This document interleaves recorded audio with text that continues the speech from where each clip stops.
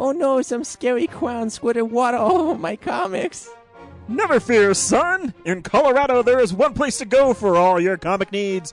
Colorado Coins, Cards, and Comics. Oh boy, thanks Coins, Cards, Comics, man. Oh no, there's a lady hanging off that building. Can you save her? I can't save her, but you can also save 20% by getting a hold slot at Colorado Coins, Cards, and Comics. Oh no, she's falling. Did you know prices are also falling on back issues at Colorado Coins, Cards, and Comics? Thanks for saving me, Coins, Cards, Comics guy. Now I can buy my son the card games he wants and the sports memorabilia my husband wants. That's correct, ma'am. Colorado Coins, Cards, and Comics knocks it out of the park. So visit 6700 Wadsworth Boulevard in Arvada, Colorado. They're open Tuesday through Saturday, 10 a.m. to 6 p.m. And tell them the Real Nerd sent you. For barbecue that can't be beat, try Birdman Barbecue Sauce. Available and original and spicy. These robust, full-flavor sauces have the awesome power to kick your taste buds in their face. And for that smoking taste on everything you eat, try new Birdman Smokin' Rub. Caution! Meat left unrubbed may suffer from flavor performance anxiety. You can pick up Birdman Barbecue at local area Ace Hardware stores, Ruff's Barbecue in Golden, and the Danny Cash Hot Shop off Broadway. You can also like us on Facebook at Birdman BBQ.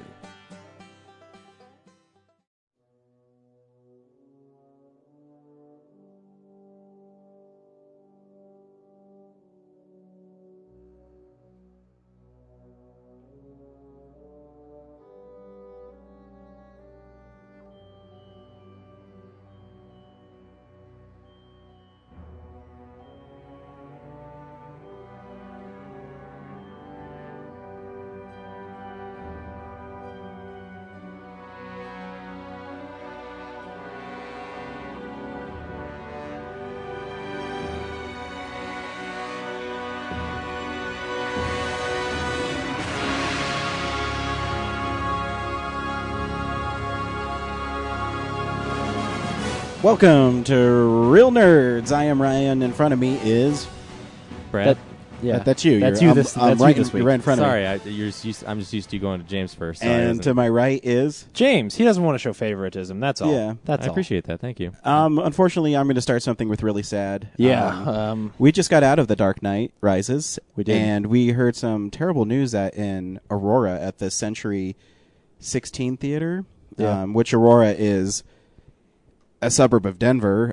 Somebody decided it was cool to kick in the theater door, throw smoke bombs, and shoot a bunch of people. So that sucks because people just want to Yeah. go see a movie, and you can't even go to a movie without someone being a douchebag.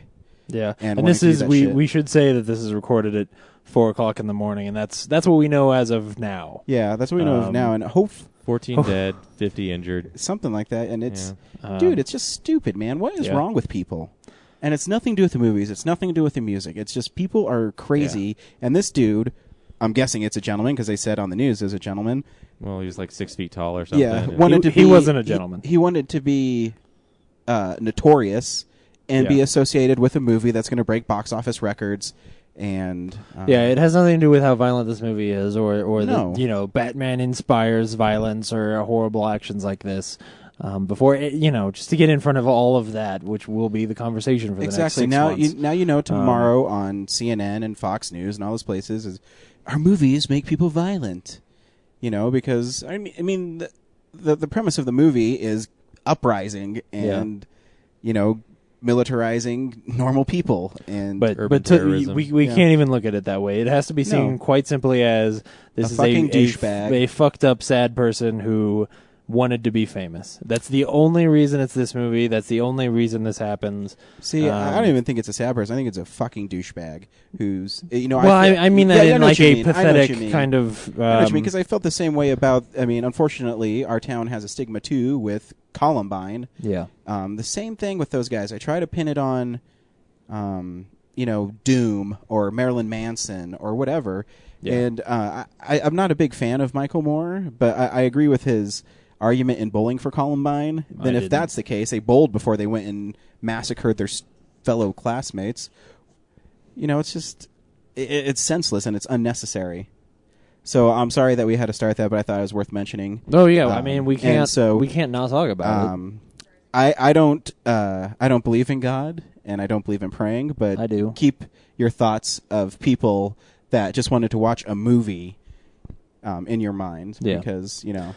Yeah, obviously it's a horrible thing, and hopefully people will get through this. Well, yeah. Unfortunately, we were talking about before the podcast, like, what is this going to mean 2 weeks from now, a year from now? Like, is there going to be more security in movie theaters? Yeah. Are there going to be no midnight screenings? And that Metal detectors at theaters now. and because we're in Denver, we are right here where that's going to happen. We're going to get that worse than anybody. Oh yeah, for sure. Like, you're probably right. There probably won't be any midnight screenings for most of the year after this. Yeah, they're going to take those out. I guarantee it. Yeah. Which is just... I wish all the worst upon this guy who did Well, this. and it was interesting because, especially with the movie that it's in front of, that this happened during, the little interview that we were listening to before the podcast where the guy was saying, like, man, the whole crowd is standing outside of the theater and they were, like, waiting for cops to bring this guy out, and he made a comment like, because, man, if they brought him out through the front, he probably wouldn't have made it to the cop car, which is just like... It's both sick and twisted and wrong, and yet you can't. You know, you can't. You edit someone understand like that who's why been in that kind of situation. You know, it's. My wife just said that there's a suspect in custody. So, Yeah, you know what I always think is kind of least ironic about criminals is they have a code of ethics too, and criminals don't put up with the kind of people that do this stuff. So a lot of times, what he's saying is this guy's going to get butt fucked in jail. Yeah. Good. Ask Jeffrey Dahmer how his The nice prison thing is sentence went. the nice thing is at least this guy got caught. He didn't get out of it easy. Yeah, like I'm going to kill myself. Yeah. Live with what you did, you fucking piece of shit. Yeah. Or just don't do it in the first place. Anyways, let's get on to our nice, uplifting podcast. Yeah, we saw The Dark Knight Rises this week. We did. And we also have an exclusive interview with Batman producer Michael Uslan, which we've been teasing. What? That's so for awesome. A month. And, it feels like a year. Yeah, it was that long ago. So, yeah, but we also got a lot of fan mail and a lot of comments on our website. So, hey, guys, let's grab some fan mail. Fan mail! The first one we got was actually a really well thought out. It was interesting, but a well thought out email from Dan. And Dan said, "Greetings. Well, greetings, Dan. First, let me offer my appreciation for putting out such an entertaining podcast. Thank you. Though it's rare that I'm able to listen to current episodes as I don't go to the theaters regularly, that's okay. You know, we do spoil movies, so if you're listening to this before you go see The Dark Knight Rises, stop. No. Keep listening. The way we do it is we won't spoil anything until we play the trailer. Then post-trailer, all bets are off. Yeah. So keep listening because we got news and stuff. It's all important for now. And he went ahead and said, "I'm sure your Stan Lee question has been answered already, but as I am already writing this, I might as well share my thoughts. In Captain America, the first Avenger, Stan Lee cameos as a general attending the award ceremony for Steve Rogers. That's when he's in that movie. For his liberation of the Hydra POW camp. As Lee worked on Captain right. America comic and resurrected the character for the Avengers, this falls within his cameo criteria. However, he does not appear in Marvel series that he was not involved in, Blade, The Punisher, etc. Regarding The Amazing Spider-Man, I would like to echo some of the same sentiments expressed about James Horner's pedestrian score. While I'm generally a fan of Horner's work, more so than I am of Danny Elfman's, the score for this film was merely serviceable and doesn't have the heart and depth of Elfman's original. See, James, I told you so. I told you so, James. I so disagree. And, you know, I'll put it out there. Maybe I'm just a James Horner fanboy, and I really like his score to The Rocketeer, but I think that score is really good. And I fear it's a larger trend in Marvel to move away from hero themes. I would agree with him there. Yeah, but see, where I disagree is I think Captain America had a good theme, and I think Spider-Man has a good theme in this one. But that's not a Marvel. Like, well, I mean, it is, but I would agree that the Marvel Studio scores are not that great. Like Iron Man, the real great fun music, especially in Iron Man 1, is all like AC/DC. AC/DC and Audio Slave and stuff like that. Yeah. Like they don't use the score for I'd those say the moments. Avengers movie itself, though, had the only like really iconic standout theme Yes. Yeah. of the Marvel Yeah, the movies. Avengers score was really good. Because they repeated a lot, actually. But Yeah. it was still, pretty decent. Yeah. In my opinion. As for the film itself, I found The Amazing Spider-Man to be quite a good action film, but not as good as Sam Raimi's original Spider-Man. I believe what was said in your podcast about Raimi's filmmaking passion showing on screen rings true. Spider-Man has character, whereas Amazing Spider-Man feels like a generic Marvel film. Raimi was also very economic in his storytelling and able to be meaningful and concise. Example, with great power comes great responsibility. Bottom line, I prefer the camp and the fun that the original had with cheesy one-liners and comedic characters like J. Jonah Jameson. The one thing I think this movie did miss is J. Jonah Jameson. Oh, for sure. Um, And the thing is, though, it's because they can't cast better than J.K. Simmons, and they can't use J.K. Simmons.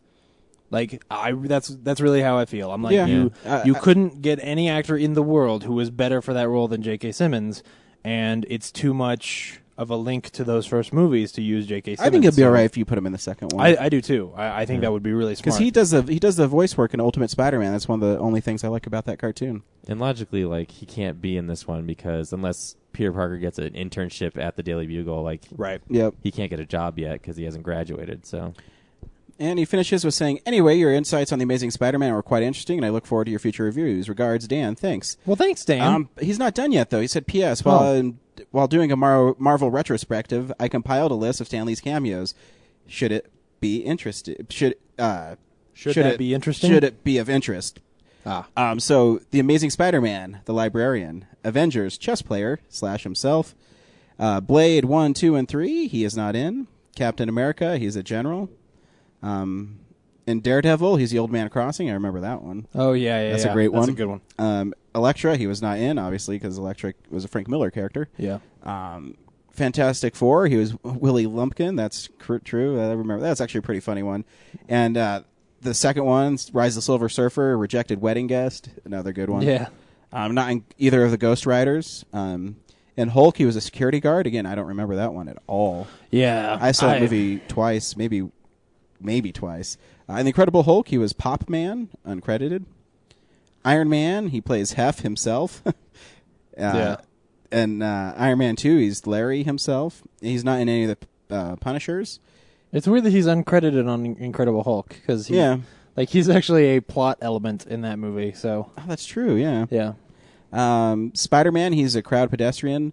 he's in it for like a second. Like that's where the Yeah. whole thing came from. Very close. Spider-Man 2, he's a man dodging debris. Spider-Man 3 is a man in Times Square. That's actually one of my favorite Stan Lee lines, is when he looks up and he sees Spider-Man and says, "I guess one man can make a difference." Yeah, I that's love that part. That's Thor, really good. truck driver, great one. Yeah. X-Men, hot dog vendor. Don't remember. In X-Men 1? Yeah. He's not I in don't. X-Men 2. What? But in X-Men The Last Stand, he's a water hose man. And he's not in First Class or Wolverine. He's not in First Class because... Yeah. Like, well, I guess because it's set in the past. I don't know why. But he still created it. Yeah, So, that's I weird. don't know. Maybe they just thought he didn't need it. Maybe Fox doesn't like him so much. That'd be crazy. Yeah. well, if he was in Fantastic Four, then Fox was okay with him. At Oh, some you're point. right. Yeah. They probably so- blame those movies not being good on Stan Lee. I bet that's what it is. Yeah, thank you, Dan. That was a really great email. Yeah, thanks. Is he the Appreciate it. Dan that we interviewed? I wonder. Possibly. Dan, if you're the Dan we interviewed, send us an email and we'll throw you in the next episode. Yeah, for sure. While we were waiting for the movie, Sully tweeted us, and he says, he said, "Hey, y'all, countdown is getting near, and once again, I wish I was able to see the best movie of the summer with you." Aww. Wow, it's quite a presumption I think that he's it's the in- best movie of the year. Oh, this yeah, you're summer. right. It is. It is. That's all We right. may have all hated it. We could have. You never know. Stay tuned. Stay tuned. Also, Brad, did you want to read the one left on the website because it pertains to your? Oh, I thought you were going to do the one that pertained to your thing about what was the movie? How come nothing pertains Seeking a to Friend me? for the End of the World. No, I didn't even see that one. You must have deleted it No, I didn't delete it. because it's He's not always on my deleting phone. messages from fans. Some Twitter messages don't go to, but since I can't It's not on my phone, so You don't have Twitter on here? I do, but it's gonna. You can. I mean, if you want to sit here and waste everybody's time while you're sitting here looking for it, Or I could just. I could be sing a silent and song. I'll cut it out. No, I could sing a song. How about sing I a sing a song. song? Yeah. The The Dark Knight Rises. Batman is a good character, He's so dark. and I really like Batman. The Batman. Okay. There we go. See, that was exactly as much time as we needed. Exactly. Wagging the Dogs. I believe this was in reference to your Seeking a Friend for the End of the World review, where you talked about you got to see it alone. I did. Wagging the Dogs, at Wagging the Dogs, commented, at Real Nerds, there were 7 people in the theater last night when I saw it. Such a shame. Completely mismarketed. Such a good film. Yeah. And I agree. It has really good parts. It does. But But going in expecting it to be a full-on comedy as I did, Wrong time of year. Kinda left it wrong weird. marketing. yeah. Yeah, it was bizarre to say the least. So it's really 'Cause- confusing to watch. Yeah. So Not that I've seen it. Obviously, I haven't. But Yeah. So thanks. yeah, thanks at Wagging the Dog, and Yeah, then appreciate it. Did you want to read your? I can read it Yeah. since you gave my phone back to yeah, me. Brad has been teasing everybody that he was going to release his hypothesis of what The Dark Knight Rises was about. I actually wrote plot synopsis, and then just before I posted, I was like, wait a minute, synopsis is almost sounds like hypothesis, and hypothesis is a much more appropriate word. So you should read it. It's kind of interesting, and you'll find maybe, of. maybe Thanks. and you'll find out later if his premonitions were correct. Let's see if I read those trailers right. Did anybody see that movie with Sandra Bullock, Premonition? No, I I haven't. didn't. I just remember it. the one with like the Doolittle cover where like Yeah. her face is in the tree. Yeah, that totally. was annoying. Jose Luis Arimana wrote, "Son of a bitch! I'm absolutely sure you got it right. From a Batman fan to another, if this isn't the plot of the movie, I will burn down the theater." Oh no. Oh, Inappropriate. that's not a funny joke. Now that's God, I feel so bad. If shit. that's- Is oh man, this is no. well. It's already recorded, so it's in the podcast. Well, the dude didn't burn down the theater. yeah. Also, Raish can be dead, and Talia seeking revenge for her father's death is a plot device of equal results. Interesting. I forgot that part of your little hypothesis. Sorry, I was opening orange juice. What was that last part?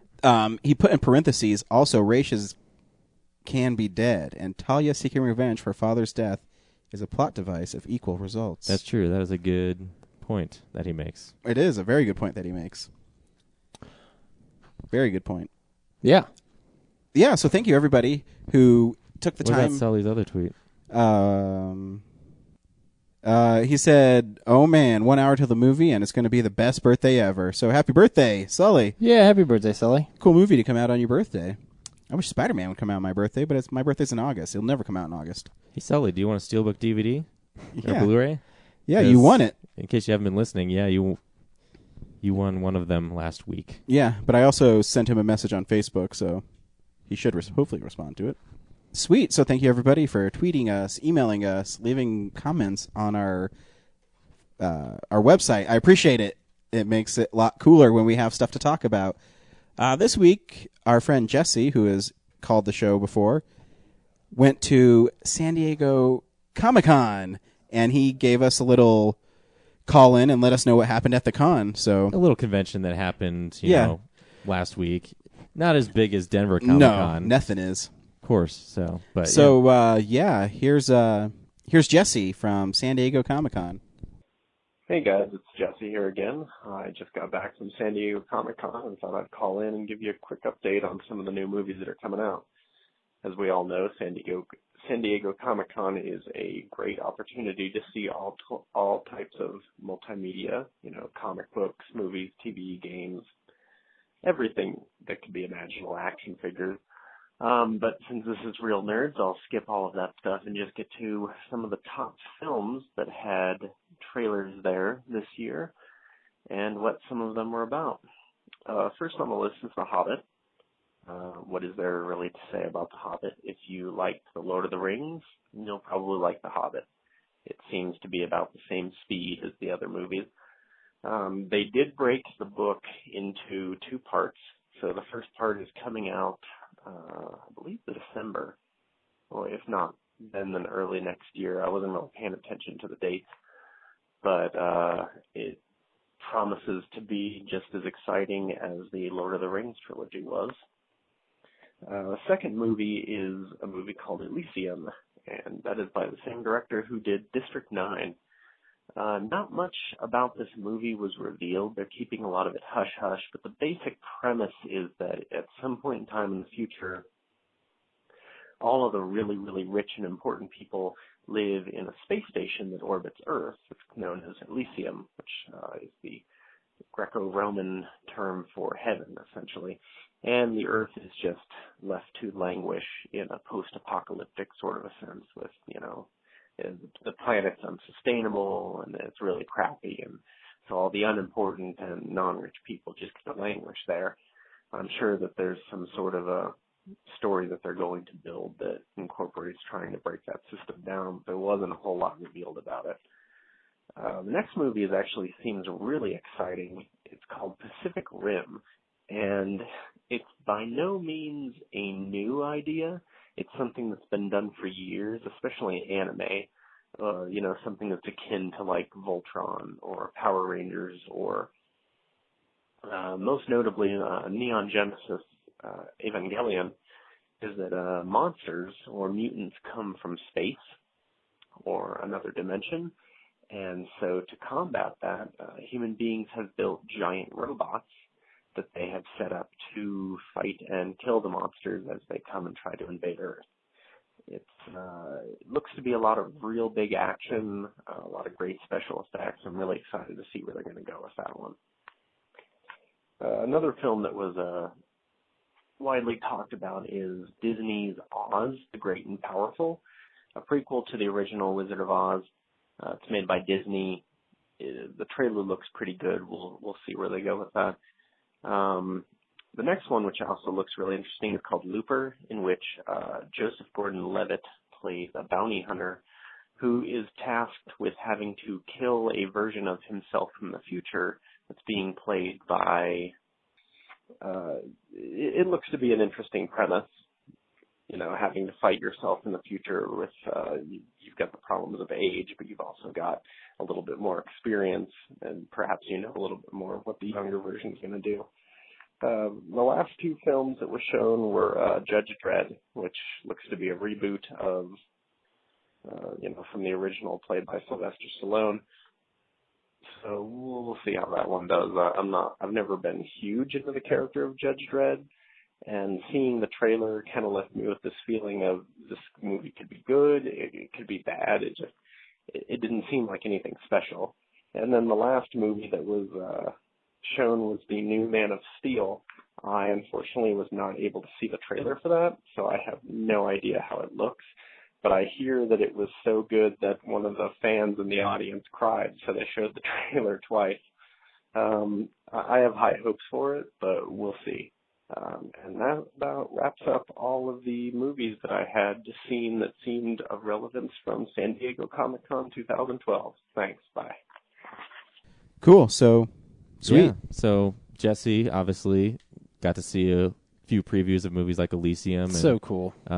Envious. I keep screwing up the full name of the Oz movie. I just call it Oz. Oz the Great and Powerful. Oz the Great and Powerful. And unfortunately, he didn't get to see The Man of Steel. Neither did we. Neither did we. We didn't get to see that trailer That's tonight. crazy. You think he would be the guy who would, run across the street and get hit by a car to see the Man of Steel trailer? Oh, not Dude, funny. not funny. The show has already This got a is somber the tone. saddest episode ever. Come on, that was funny. That was really funny, though. It was clever. Thank you. I thought it was funny. Humor is how I deal with heavy situations. But apparently, so he wasn't joking. Someone actually did. Well, I wasn't there, so I don't know officially, but there were reports that someone was so choked up by what they saw in that Man of Steel trailer that they cried, and Zack Snyder was moved by it, and he was willing to show it more than once. So it's crazy because I don't really care about Superman, but because I keep not getting to see the Superman trailer, I'm starting to care about seeing the trailer. You know what I mean? what is it with us and not being able to see certain trailers on When they're midnight supposed showings? to, yeah. Well, for Harry Potter, we didn't get to see the Batman There one. was a cool one. There was a cool reason why they couldn't do it for our movie we saw. Is the film stock for the IMAX was too big; it couldn't fit on the spool. Yeah. So, But anyway, so yeah, thanks, Jesse. yeah, for, thanks Jesse for calling in And let us know about your amazing experience at San Diego Comic-Con 2012. Yeah, we Yeah. appreciate it. Calling in a second time. That's Yeah. awesome. Hey, box office numbers. This is the box office stats. So, hey guys, a movie we saw last week was number 1 at the box office. We saw a movie last week? Oh, wait, we didn't. Ice Oh. Age made $46 million Yeah, I bet it's great. last week. The Amazing Spider-Man held up pretty well. It made $35 million. So, go Spidey, go. Yeah. Nothing really that exciting happened. The only thing I thought was kind of interesting is I was telling Brad, I was looking at the percentage declines, and the Avengers is still making over $1 million a weekend, Yeah. which is crazy with all the other movies that have been coming out. But it's awesome. That's why. So thank you, Yeah, that Box movie Office deserved Mojo. If obviously it's too early to tell what Dark Knight Rises is going to do, but if Dark Knight Rises doesn't make a splash, Avengers takes the year. Oh, yeah. It's I the think highest, well, most popular and The highest thing grossing is, movie. Dark Knight's really long. It's going to have a hard time beating It's- Avengers. There are more showings of Avengers throughout the day than there can be of Dark Knight. But, you know, I was also thinking, though, too, where Dark Knight might have an advantage is the summer's starting to trail off. Yeah. So they might be able to sustain itself a lot longer. We'll see. Yeah. Or they just have a amazing weekend because the Avengers doesn't have anything behind it other than the other Marvel movies. Like there wasn't a movie before Avengers that Mhm. Yeah. knocked it out of the park like Dark Knight. So No, they said maybe they're there's enough fans coming back to see what the. Yeah. So maybe we can just initially just. Yeah, Fandango says it's the most hyper-aware movie anyone ever released, so Yeah, I can see that for sure. it should make a lot of money. So thank you, Box Office Mojo, one more time, because Brad talked over the last time I said it. Oh, excuse me. I know, Brad finally talks, and then he talks over when I'm talking. What the I fuck? finally start Yeah. to say stuff and then you chastise me for it. I know, It's okay. right? We thank them every week.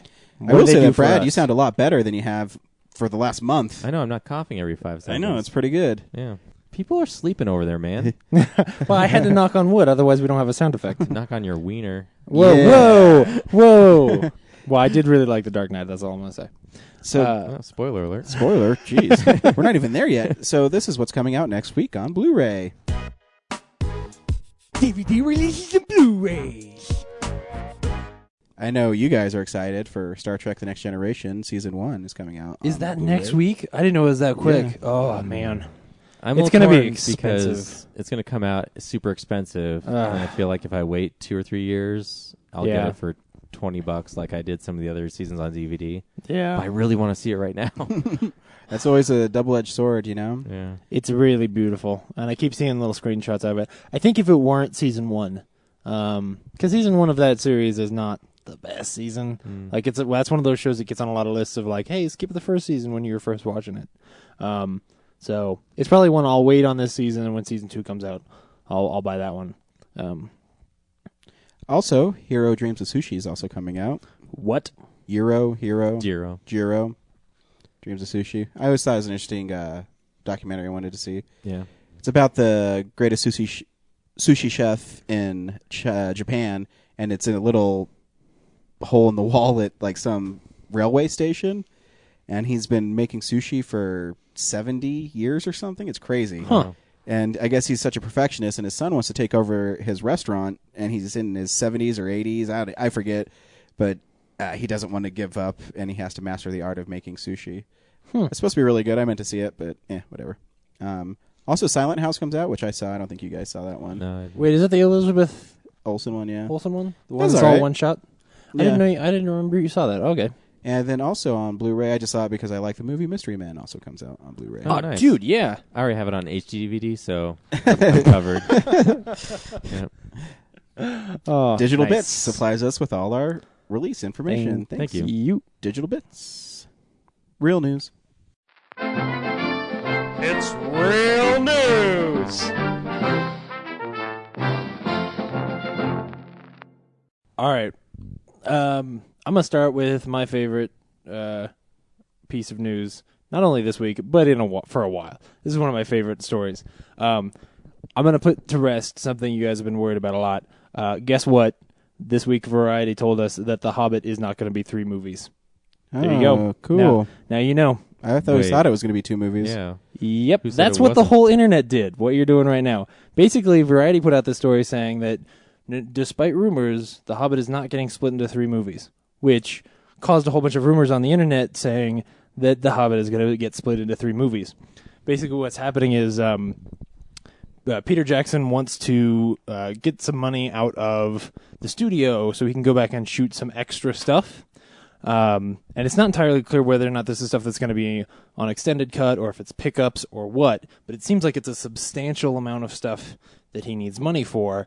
And the idea is that maybe they're trying to split the second half of The Hobbit into 3 movies, do it as another trilogy, which would then come out the next year. It sounds like a horrible idea. Wait. They're going to split the second half of The Hobbit into 3 movies? That's what people are thinking they might So do, there's gonna be despite the 4 fact movies? There's 4 movies? despite the fact that this all comes from an article where Variety says they're not doing this. Like, this is not something anybody was worried about until Variety said it wasn't I gonna can't even happen. follow the fucking story. I know, it's convoluted and crazy. I think 2 That's why I movies love is it so more much. than enough. Yeah, because the Yeah. book's what? Like, you can't see it. I mean, I'm the like book- making how thick the The book one is. Hobbit's The book- as long the- as Yeah. any one of the other ones. The book is about the same length as one of the other books, except there's a lot of stuff that happens in it, you know? Yeah, and you they know cut a what- lot out of the books, too. You know what the Hobbit, the book is? Boring. No, it's not. Dude, he fights dragons and giant spiders and shit. It is more exciting than The Hobbit, It than has The Lord like of the Rings. 10 characters that you got to give screen time to and Well, attention and develop, and not- there's a ton not- of walking, I bet. Not So- all of the dwarves. No, there's a war, and there's dragons, and there's The dragons giant are the cool spiders. There's going down a river in a barrel. It's awesome. And there's you also guys are Precious. crazy. Yeah. Yes, No, The Hobbit is meh. The Hobbit's really But good. I'm hoping the movie's good. Anyway, so they according to Variety, they're not splitting it into 3 movies. Oh, wow, cool. But we shall see. The Comic-Con was last week, and there was a whole lot of stuff that happened there, but I feel like less announcements than we usually get, you know? A lot of just like, here's some trailers and little sneak peek little things. Do you have a detail about the Twilight? No, panel? I didn't make it news. I did put it on Facebook, though, that I'm kind of now excited to see the new Twilight movie because they showed a scene at Comic-Con where, and follow me here, she's been turned into a vampire, right?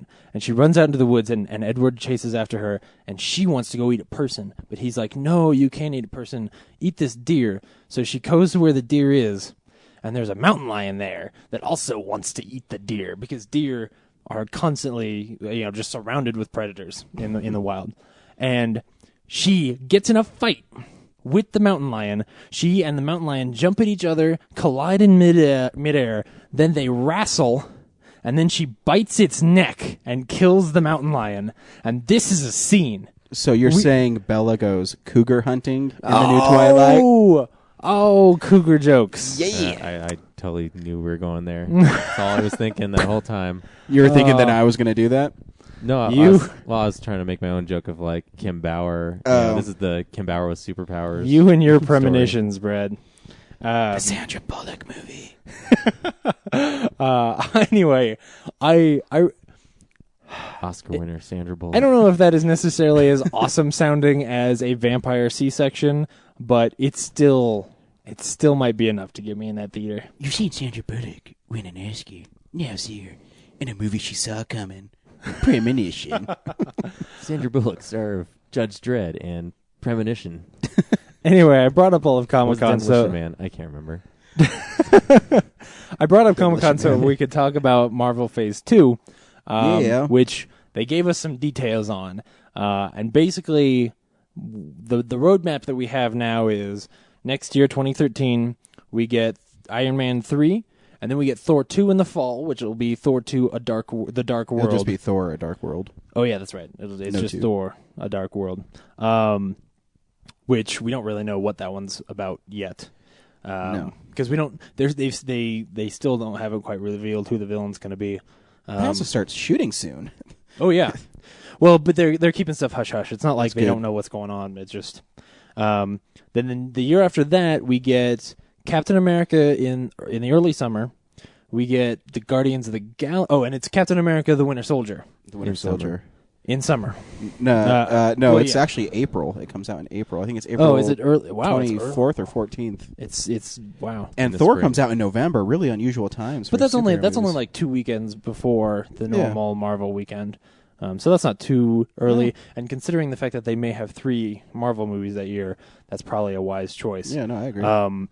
But yeah, Winter Soldier is well, it's a follow up on one of the characters from the first movie, and I'm assuming is going to be set in modern day. Has to if be. It's pretty much got to be. If you don't know, if you want to know what the Winter Soldier is, I'm not going to spoil it on this podcast. No. You can pick up the first trade of Ed Ed Brubaker's- Brubaker's first Captain America run, which is Volume 6, Yeah. and it's called The Winter Soldier. It's And you should pick it awesome. up because it's amazing. And go ahead and pick up that one and the one that comes after And it then too, if 'cause- you've seen Captain America and you're like, whoa, where does Red Skull go and the Tesseract falls through the jet? Oh, maybe you should read that comic book Yeah. and you'll find out. if they really follow that book pretty closely, It's it's awesome. going to be an awesome movie. Way better than Captain America was, especially if you're one of those people who didn't like Captain America. Brad. I didn't say what.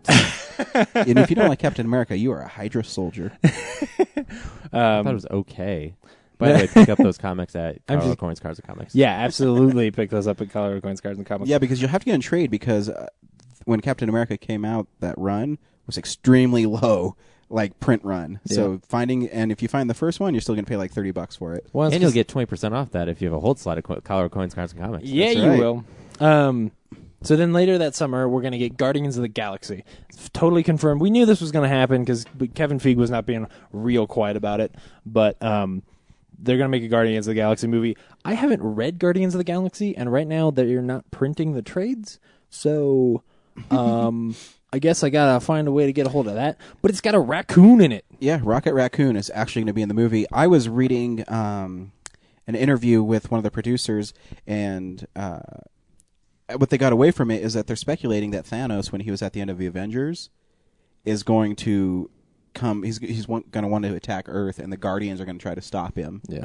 And that's going to just bleed into Avengers 2. Well, yeah, because the Guardians of the Galaxy is a very cosmic team. They're like this ragtag sort of team of space They're travelers. space who- police. Yeah. And it seems Run by really the space cool. Like, it seems like a more interesting idea of space police than, I don't know, Green Lantern was. And if they can make Nova cool, then man. This is true. If they can make there are going to be a whole lot of happy Nova fans. There is 3 of them.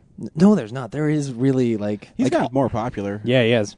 Well, because there was a good book of his not Yeah. too long ago. But I anyway, have it. It's right after Civil War. and then they're talking like Ant-Man might be 2014 as well. After that, maybe in the fall of 2014, which is pretty crazy. Yeah, I heard the test footage that Edgar Wright shot is pretty badass. Did you read the description of it? Yeah. It sounds amazing. Basically, it's just Ant-Man running down a hallway, and he's running at the end of the hallway. There's these bad guys with guns, and he simply fights them by changing his size as he goes. So like he'll be running and he's small, and so the guys don't see him coming, and then he pops up real quick, and then like lands on their gun and runs down their gun, and then pops up and punches them in the face and flips guys over and fights them, and then pops small again so they can't shoot it. Oh, it sounds so cool. What was it? Edgar Wright's quote? Like, he'll kick your ass 1 inch at a time. yeah, exactly. It sounds awesome. I can't wait for that. And it seems like it's tonally very different from the other ones, but the fact that there might be 3 Marvel movies that year is almost intimidating. It sounds like they may be, overstretching themselves, but Different I'm sure they'll enough. be great. And then the year after that, we'll get Avengers 2. So 2015 Avengers 2, Yep. which, right? Yeah. Still no Joss Whedon signed. He's being a little iffy on it, but I think it's going to happen. I think they're going to throw enough money at him. He's going to be like, "What? Okay," because it's clear he loves those characters, and I don't think he got to do everything he wanted to with the first one. So the Emmys are coming eventually. Oh, God. We're just going to talk real quick about the fact that the nominations happen today. They're all completely garbage. Wait, didn't the shows you really like get nominated, like Breaking Bad and Mad Men? Breaking Bad and Mad Men got nominated, but they always get nominated. Yeah, exactly. That's why the Emmys are boring as fuck. Girls got nominated, which is good, but Louis didn't. Community finally got one single nomination for Best Writing, but not for Best Comedy Series, which means it won't win either. Which is... The Emmys are a joke.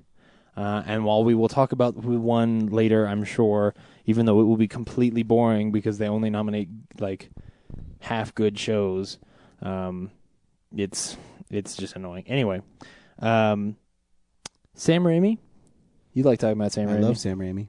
He is not going to make a World of Warcraft movie. No. I know.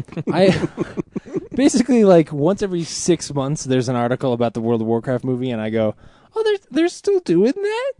And Yeah. basically what he said was, "Oh yeah, I haven't been doing that movie for 2 years. They've had some other director working on it for the past couple of years because when he signed on to do Oz the Great and Powerful, he basically had to drop that movie." Do you know why he chose Oz the Great and Powerful over that movie? Because it's a better idea for a movie. That and The Wizard of Oz is his favorite movie. Oh, really? Yeah. Oh, cool. Wow. Well, now I'm actually more excited to see that now. How is Disney making that? Because the classic one is a Warner Brothers movie. Yeah, there's ways around it because the characters are in public domain. Yeah. The movie Wizard of Oz is not. So he can use any of the characters he wants. You just can't make Wizard of Oz. And the stuff that's I didn't realize iconic it's about that it. old. Because remember, too, Disney produced Return to Oz, which was Dorothy returning to Oz Yeah. in the 80s. Oh, yeah. I mean, Wizard of Oz, when was that written? Like 1800s? Very 1800s. late 1800s, early 1900s? Maybe, 1800s, 19-something, 1901. Yeah. very Somewhere least somewhere it's- around the turn of that century. The life of the creator plus 70 years. So Yes, but I'm going to say he was maybe old when he wrote it. Well, even if he Um, died in 1910, 1980. yeah. Yeah, I mean, I know they're in public domain because you can download them for free on my Kindle. All of this is to say that while I really think they could make an awesome Warcraft movie, I don't have faith yet. I need to see a trailer and see what they're doing. And I'm the only one here who's actually invested in that, so Yeah. Yeah, there's we will goblins, move and on. it could be about war. Yeah, I Is mean- it about war? Oh, Is it yeah. about crafting a war? Yes. Yeah, I mean, it's about, medieval people and monsters and stuff, and they fight, and it's going to be awesome. And Maybe unlike... the movie, you'll have a bunch of overhead shots, and you'll just see a little arrow clicking on who to attack. Yeah. And then at some point, the arrow will click on a sheep, and then click on it again, and then click on it again about 8 times until the sheep explodes. That doesn't make me want to play the game, by the way. Well, it It should. just reminds me of attacking the cuckoos in Legend of Zelda. They fight back. Well, yeah, it should. Laura's going to say something. That needs to be in the movie. She told me she'd suck my dick right now if I started playing World of Warcraft. Laura, No. family members listen to this show. Do not say stuff like that. I'm going to repeat this because what she said I am totally on her side with, even though I have played quite a bit of World of Warcraft. She said she would divorce you if you played World of Warcraft. Good girl. Thomas Jane showed up at Comic-Con. He always shows up at Comic-Con. That's right. I made fun of him showing up at Comic-Con once, but you never Called heard him it. out, I think. I Yeah, did. Said you're gonna kick his ass. you called him a fucking asshole. I don't think I said that. You're like, Thomas Jane, you're a piece of shit, you fucking asshole. I'm like, dude. Yeah. I mean, he said it about Aaron Johnson, so who's to say he wouldn't say it about Thomas Jane? Anyways, Then Aaron Johnson. I said he was didn't gonna say. kick ass. I actually, I really like Tom Jane. I really do, and I love his Punisher movie. I really do, even though I there are a agree. lot I of liked it people who too. don't. well, I can't believe you're dragging me away in a car. Anyway, he made a short film. He got a bunch of cool people together, and they made a short film. And despite what Brad will tell you, it is totally a Punisher short film, and it's badass. It's called Dirty Laundry. It's like 10 minutes long, 12 minutes long, and it's really cool, cooler than probably anything in that Punisher movie, to be honest with you. If it's not sanctioned by Marvel, it's not a Punisher film. Well, it's got So- a Punisher shirt in it and Tom Jane, so... Basically, what you're saying is if you're rich and you have lots of time, you can just shoot whatever the hell you want and take it to Comic-Con and they'll show it. Yeah. Damn, And you know I what? wish I If was it's rich and famous. If it's this good, who cares if it's not officially sanctioned? Because it's awesome. You don't have So to be people rich. should. We can shoot something and show it at Denver Comic Con. Like they're asking for short films last year. Oh yeah.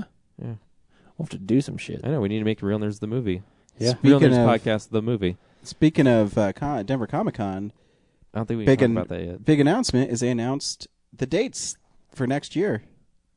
Yeah. And They didn't announce it on the website though. Yeah, they did. No, Tsunami announced them, dude. yeah, it's been on Um, Facebook. Yeah. It's all over the place. It's May 31st through June 2nd of next year. So a little set your sooner. dates. And Yeah. Stan Lee is going to be there. Yeah. I'm You going to wanna score reveal an that again without interview me with stomping on it. Stan Lee. I'm going to do it. Oh yeah. And I want him to say, Stan, Spider-Man is my favorite superhero. And he'll say, you know what? I'm glad, True Believer. I want him to call me True Believer so bad. That's like my goal. And then if I interview him, I'm going to say, Stan, I'm not even going to sign off. I want you to sign off for me, and I know you know what to say. And he's going to say, Excelsior. And I'll be, yes. Which is such a cool word. Thank you. So, yeah. May 31st through I June just 2nd. want to hug that man. And Guess tell him I what? love Real him. nerds will be there. Yeah, we will. Guaranteed. Yep. And that's the end of the news. Very nice. Oh, except for the fact that there's some silly stuff that happened because of Newsroom, and I wrote a whole long blog about it, so we're not going to talk about it. Yeah, it's you can read about it. Newsroom. Yeah, people on the internet are dumb. Go to realnerdspodcast.com.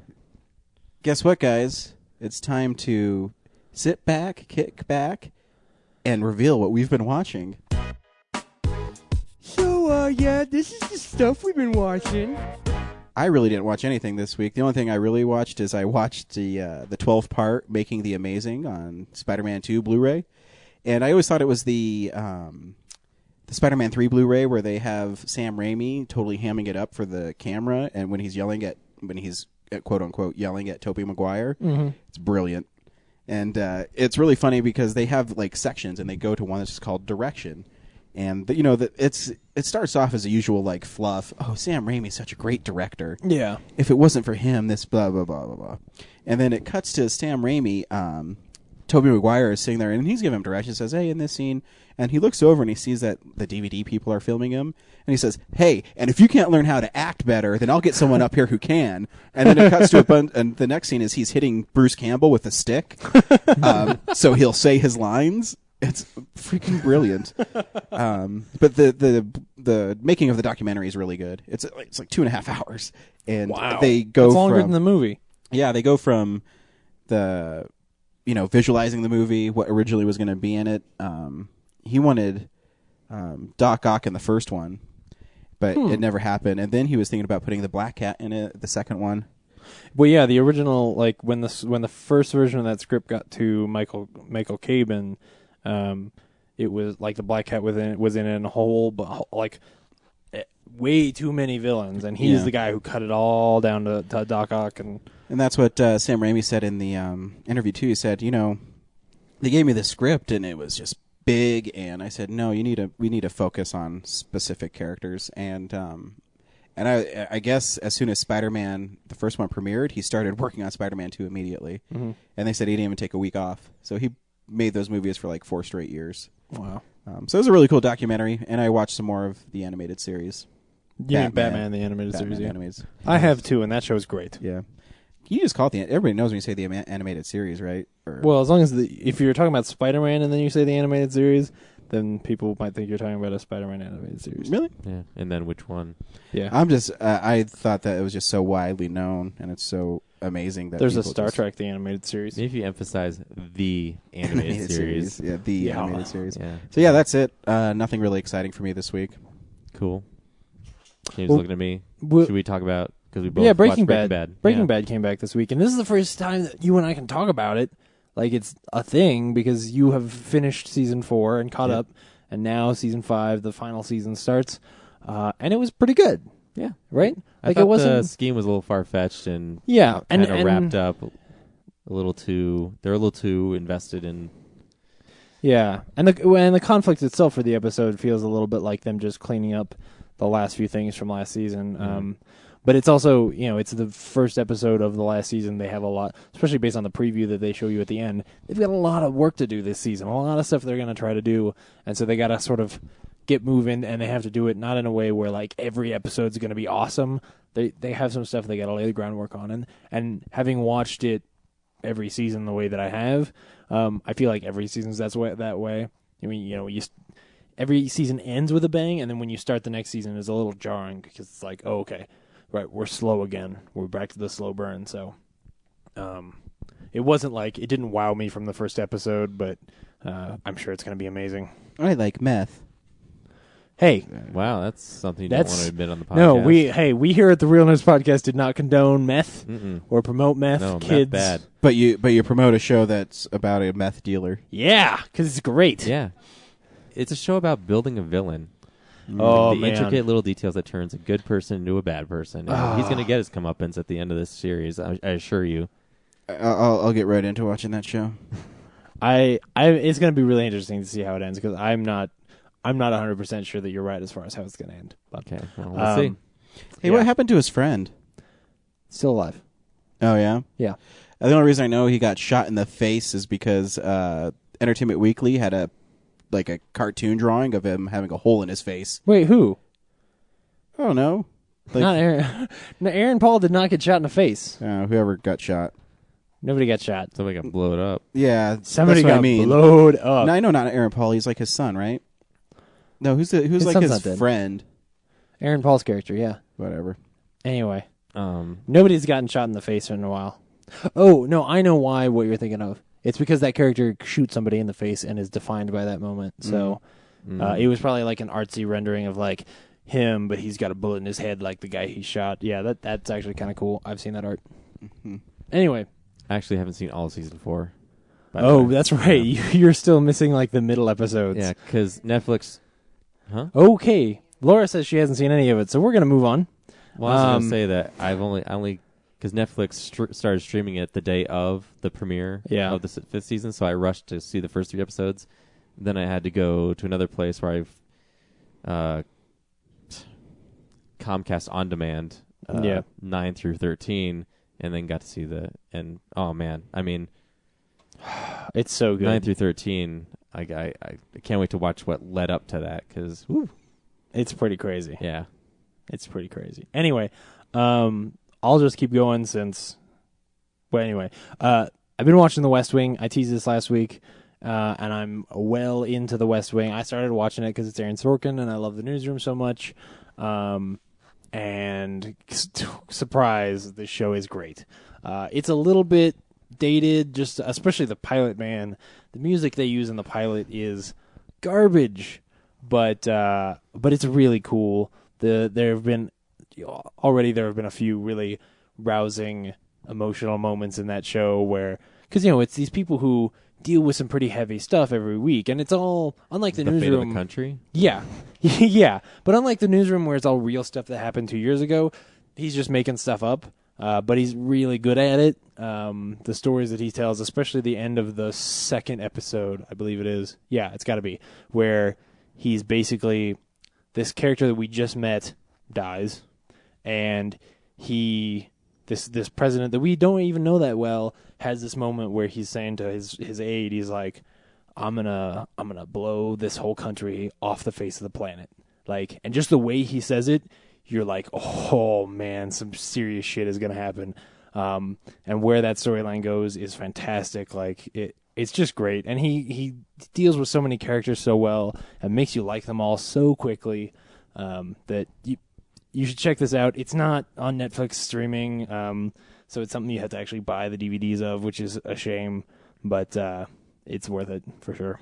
Do they talk about the East Wing at all? No. But there are times when we're in the East Wing and the president gets called away to the West I didn't Wing. realize that.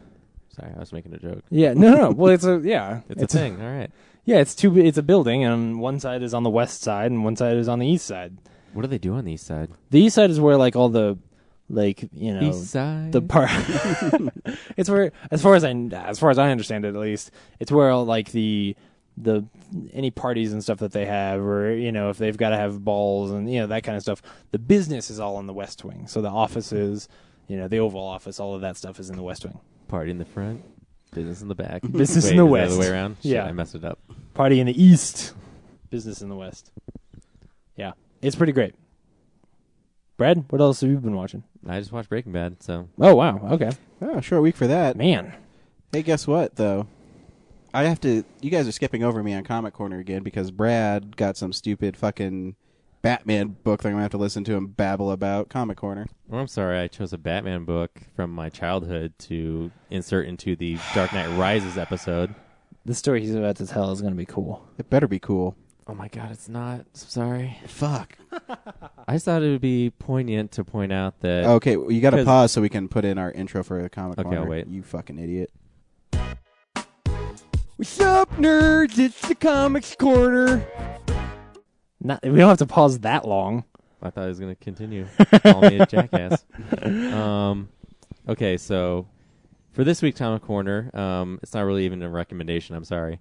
But Then why are we talking about it? Because we because let him it's tell a the story. meaningful comic book. He's in our telling the lives. story. A couple weeks ago, when What do James you and guys I- like call each other before the show? Like, this is what we're Yeah. going to talk about. Yeah, that's Good. why we're in the same clothes today. And leave me out of the loop. Anyways, go ahead with your Batman. You and I he's talked just about so this weeks bitter. ago. Don't Did bust we? my balls. Yeah. I don't remember. He's just. I was so like, hey, bitter. Aaron, I want to promote the oh yeah, that's right. Now I remember. first comic book I ever held in my life, and I Which thought it'd be is- good to oh, put wow. it on the Dark Knight Rises episode. You're like, oh, yeah, that's cool.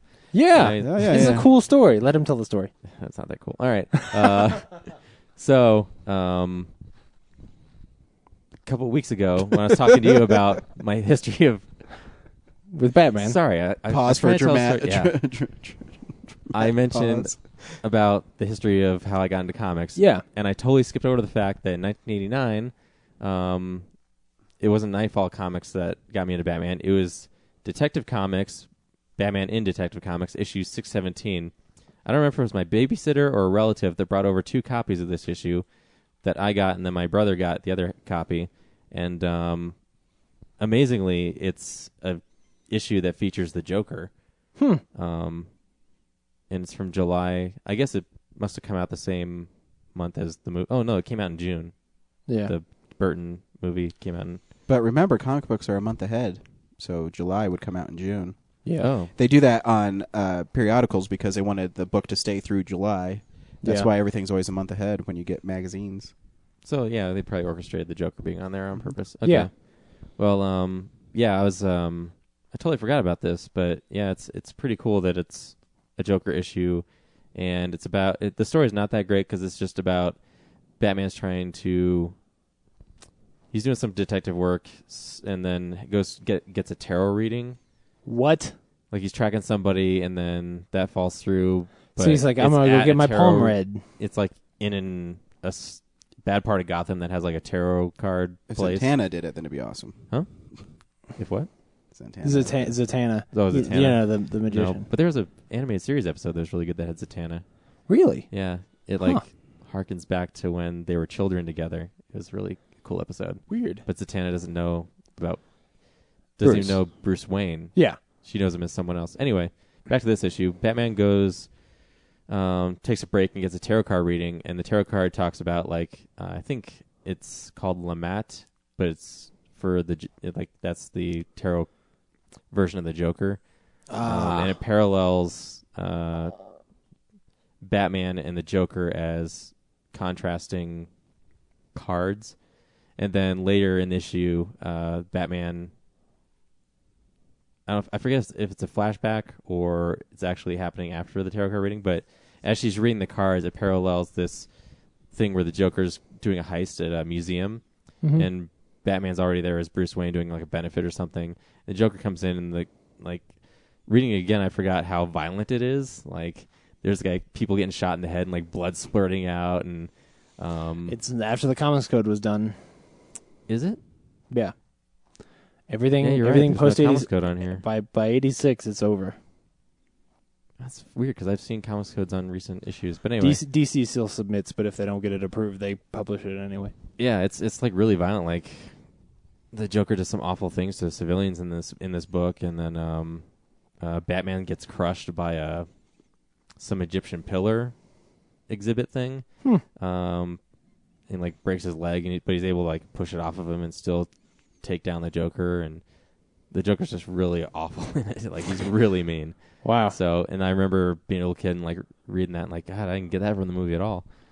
So, like, I can't believe they're showing this in here. That's cool. I think it's And weird. Batman's some sort of vampire. It just looks like that. on the cover he's Yeah, 'cause drawn I think like on a the monster. tarot cards, they look like those things. Yeah. Yeah. I think it's crazy to me that Batman would go get a tarot card reading.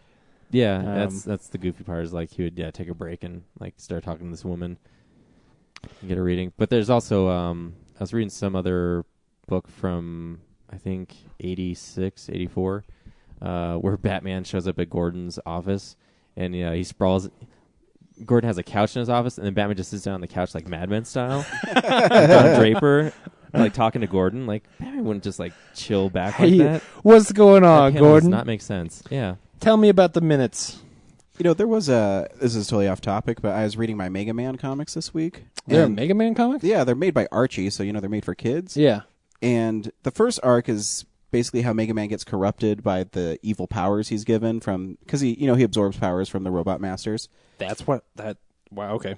And so in this one, it's like the second arc. Dr. Wily implants a virus into the Robot Masters, so when Mega Man steals their powers, he gets more evil. Mm-hmm. And he literally, there's a panel in it where he defeats Woodman, and he says, my job is to make sure you guys are defeated. And he blows him away point blank right in his face. I'm like, whoa. Wow. I'm like, this is a panel in a Mega Man Archie comics? I mean, the story's not good, but you just said, they showed people getting capped. And I'm like, what? And it just reminded me of reading Mega Man and being shocked Yeah. that Mega Man would do that. That is, yeah, shocking. Like point blank Yeah. with his Mega Blaster. That's messed up. So anyway, yeah, Detective Comics 617, written by Alan Grant and penciled by Norm Brayfogle, who we just learned is Walt Flanagan's favorite And artist. Kevin there. Smith mentioned Alan Grant's a good writer on Yeah, Batman. it's called The Clash of Symbols. That's That's cool. the storyline. I'm gonna have to go back and find. I know that I have all the comics I've ever owned, so I'm gonna have to go back and find which. The first thing I ever bought was it's a Spider-Man like magazine size one shot, with Silver Sable. Is that her name? She just died. In it, In the and comics. the problem is the cover got ripped off and is missing. So in order to figure out what issue it is, it will be kind of difficult. But You could I should you figure should that be able out. to read it at the bottom. They usually have. on the first page, Yeah. I'll have to look it up. Hey, you know what's That's a great segue into our Michael Uslan interview? This one. That one, the Batman Detective Comics from Brad's youth. So we were lucky enough to interview the producer of Batman for 30 years. Yeah, 33 years now. This is the guy who got the Tim Burton Batman's movies made, which kicked off His drive, modern. his ambition, Yeah, his quest His quest. to see the comics version of Batman fully realized on screen. Yep, because he made an oath. And when he saw the TV Batman in the 60s, that was campy, that he was gonna make a dark Batman, he was gonna show people the Batman he loved and he made it his life quest, and he fulfilled it, and twice. Really, Yeah, Twice over, yep. twice Yeah. over. So yeah, guess what? We scored an exclusive interview with him at Denver Comic-Con, and we're gonna play that for you right now. Enjoy. Well, I am Ryan from Real Nerds. Brad is right there. We are with Michael Uslan, amazing producer of Batman, and I also think that you have made comic book movies what they are today because of what you did and what you describe in your book, The Boy Who Loved Batman. We've read it. It's amazing. Do you want to tell everybody what the book is about? And Yeah. Well, first of all, thank you guys very much. I do appreciate that. I've got one of the great kicks I've gotten in recent years has come off the internet, where all of a sudden all these sites are calling me the godfather of comic book movies. Now, coming from North Jersey, I can really appreciate that. no, it's amazing. In fact, for a number of years, when I would go to the studio lot and I would pull up to the security gate, and they would see my car had Jersey plates. It was the only car they never opened the trunk. They didn't want to know what was in my trunk.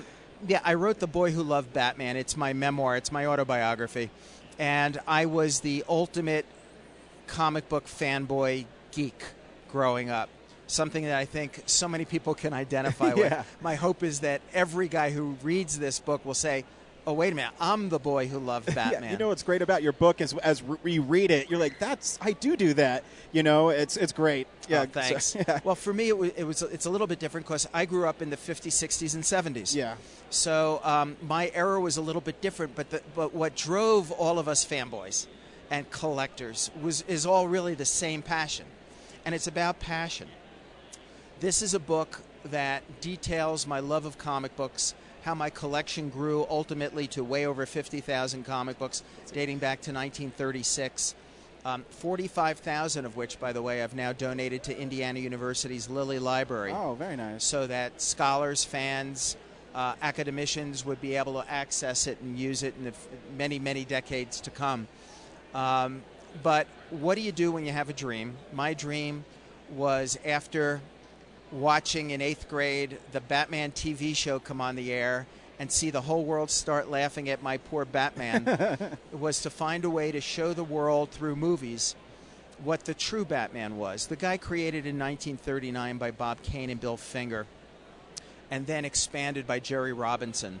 The creature of the night who stalked criminals from the shadows.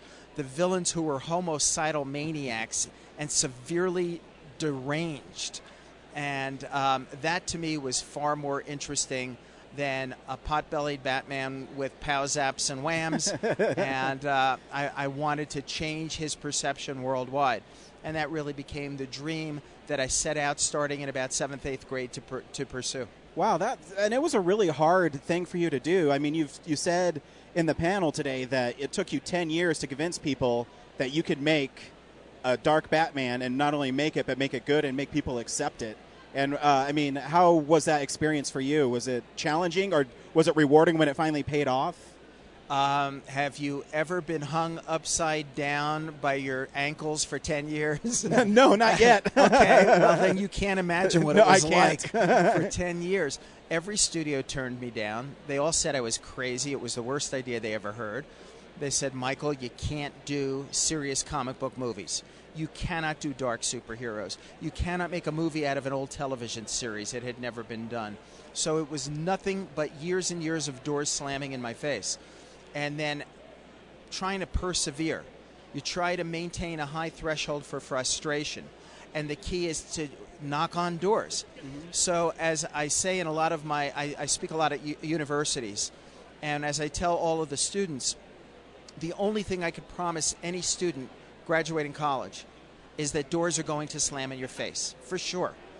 And when they do, you really only have two choices. You can go home and cry about it, or you can pick yourself up, dust yourself off, go back and knock again. And this Batman Dark franchise of movies was built on my bleeding knuckles over that 10-year period. And a lot of people ask me, well, what's the magic? What is it about good timing and good luck in things like this? I said, well, really, if you keep knocking on doors until your knuckles bleed, at some point in time, you will knock on the right door at the right time. And there's your good timing. There's your good luck. The secret is, the magic is that there is no magic. Yeah, and I think what a lot of people don't know, and if they pick up your book, they'll learn about you, is your passion for Batman is amazing. And even when you read the book, you laugh out loud when you read it, because there's great stories about Billy getting his comic books burned because of the seduction of the innocent. And I just love reading that stuff because, I mean, you were in a time where comic books were the worst thing that could possibly happen to children. And for you to persevere and make it your life's mission, I think is everybody's geek fantasy, where you said, no, Batman's this way, and I'm going to make sure he's this way. And, I mean, that's a testament to your passion and your heart. And, I mean, that's just amazing to me. I was lucky enough to have an amazing mom. When Seduction of the Innocent came out, there were comic book burnings going around in the United States. All my friends were not allowed to bring a comic book into their homes. A lot of them were then given away by parents to paper drives, or they were burned. And my mom made me a deal. She said that if I kept my comic books neat, and if I agreed that I would read other things like newspapers, magazines, and books, I could keep my comic book collection. So I kept everything. I was one of the few people that ever did. It was the best deal I ever made in my life. That's awesome. Brad, go. I'm sorry, Brad. It's cool you kept that the Joker sketch. Yeah. Oh, yeah. The Joker sketch. And what did you see in Nicholson that you knew that he would be the Joker? Because in The Shining, he upped the homicidal part of him, and I hadn't even seen The Shining yet. You just saw the picture? All I saw was that here's amazing. Johnny shot. I mean, look into his eyes and his face peering around that doorway. And I'm sitting on I'm trapped on a bus in New York City, just beginning to pull out to head to New Jersey as I'm looking at this in the newspaper. And I couldn't even contain my excitement. That is amazing. It was like the longest bus ride to get to my house in New Jersey, where I tore out this picture from the New York Post, and I whited out Jack Nicholson's face with whiteout, and I redid his lips with red ink, and I redid his hair, and then that became what I showed everybody at the studio. That's amazing. Everybody connected to the movie as to why Jack Nicholson was the only actor who could play the Joker at that time, at that era. And I passionately believed in that. And when Jack was hired, it was truly one of the great days of my career. Oh, yeah, that's amazing. Okay, I know you're short on time, but I have one Dark Knight Rises question, and no spoilers. We don't want it spoiled. But what was the thinking behind Nolan bringing Bane into the series as an adversary? Because you mentioned earlier that, the Joker that's in Nolan's could be a modern-day terrorist. And what was the thinking behind having him come in and being part of the universe? Well, the first thing you have to do is accept the principle that Christopher Nolan is a genius. I do. And he has proven time and again now how he has an understanding of Batman. He has a passion for Batman. He has a vision for Batman, and he knows how to execute that vision. So what you need to do is step back and allow the genius at work to do his thing. And whether it's bringing in somebody so psychologically damaged like the Joker mentally, or somebody like Bane that represents a pure physical force unlike anything Batman has come up against, as a balance almost to what we have seen before with the Joker, is very fascinating and interesting. And that's just something that I bring from my perspective. I'm not talking for Chris at all. But he deserves all the glory, all the accolades, all the credit for what's happened here, and what is now going to be the conclusion of his trilogy. Awesome. Can you do one more question? Yeah. Brad, you have one question. Brad is a huge Batman fan, and I want to see if he has a question for you. You put me on that spot there, but I was just going to throw it at your way about you not only made Batman movies, but you also got to write some of the books. So you want to tell us about your experience getting to do something so amazing like that? I can do. I'll tell you about three things, sort of. One, of course, was when I was 8 years old, all I wanted to do was write Batman comics. And then that dream actually came true while I was in college. And I had written a script for the Shadow comic book. And Julie Schwartz, who was the editor of the Batman line of books, and I believe, Stanley aside, was the most important editor in the history of comics, who shepherded the entire Silver Age of comics with the new Flash and Green Lantern and Justice League and Hawkman and Atom, and the list goes on and on and on. That Julie came to me and he said that he had read my Shadow script and said, kid, it didn't stink. And I said, oh, thank you so much, Julie. I really appreciate that. And then he said, how'd you like to write Batman? And then my buddy Bob Rozakis and I had a chance to write Batman in Detective Comics. And, when the issue came out, I was like in tears. I was just in tears. But then I realized this dream I had since I was 8 years old had come true, and I needed another dream. And that's when 10 minutes later it dawned on me I needed to go back to that night in 1966 when I saw the TV show premiere and remembered my vow to show the world what the true dark and serious Batman looked like. The guy who was created in 1939 by Bob Kane and Bill Finger as a creature of the night. Awesome. And you can read all about that in your amazing book, The Boy Who Loved Batman. I mean, not only is the book really fun, but you have great pictures in there, and it's funny. And we really appreciate you taking time to talk to us. Oh, sorry. Go ahead, Brad. Oh, Brad has one more. Have you approached Christopher Nolan about possibly adapting the cricket? I think I'll save the cricket for maybe Spielberg. Give the poor guy one shot at doing a good superhero movie. But, one of the other things I had a chance to write was a Batman graphic novel called Detective Number 27. Mm-hmm. And that was one of the most rewarding experiences I ever had writing comics. I spent 6 months researching the history because I wanted to write it like The Alienist or Carter Beats the Devil or Ragtime and have Bruce Wayne involved in real situations in history with people who really lived and create a new kind of Batman adventure whereby at the last second Bruce Wayne, as he's sitting in his father's study and he's about to go, criminals are a superstitious cowardly lot, I must be a creature of the night, something black, something terrible, and then the doorbell rings and he closes the window, goes to leave the room, and smash, there's the glass shatters. And he goes, stupid bird, and he flips off the light and walks out. And from that point on, everything changes, and Bruce winds up becoming a member of a secret society of detectives, and nobody used their names. It was only numbers, and he became Detective Number 27. Amazing. So that was great. Last thing, which I am not allowed to talk about, I have written the first issue of something new that's going to be coming out regarding Batman, and I can say no more about that. Well, awesome. Time will tell. Awesome. Thank you so much. I mean, this is a huge honor because, like I said, you said it. You're the godfather of modern comic book movies. We wouldn't have anything without you. Thanks, Oh, guys. wait. Can you do one more question? It just that? hit me. What's I'm that? sorry. I know I'm totally taking your time. Spider-Man is my favorite hero, and you collected so many comics. What's your favorite Spider-Man comic? My favorite Spider-Man comic was issues 17, 18, and 19, which went into the end of Spider-Man and Spidey Strikes Back Yep. when Steve Ditko was still doing it. I just couldn't wait for every next issue to come out, not knowing if this was really going to be the end of Spider-Man. This was in the days before superheroes got killed every year, and gave awesome. up their careers and stuff. So it was so exciting at the time. Yeah, sorry to geek out there for a second. I know you're really busy, so thank you for spending time with us. I really appreciate it. Thank you, sir. Thanks. Good luck to you guys. Thank you. Don't forget, July 20th, there's a movie coming out. Oh, you know what? On July 20th, we already got our tickets to see it in IMAX. We will be there in real IMAX. Fantastic. Thank you so much. We really appreciate it. Thanks. Thanks, Brad. That was an amazing interview that I did with the amazing Michael Uslan. It was amazing, Ryan. I know. I can't believe how many times I said amazing. Now that I've called it, people are going to be like, oh my gosh, you did say amazing like 15 times in a 10-minute interview. Yeah, it was pretty bad. It was. But the interview was amazing. Thank you. Man. No, it was a fun interview, and he's really fun to sit down and talk to and really energetic. And Yeah. And that's just a snapshot of the amazing stories he tells.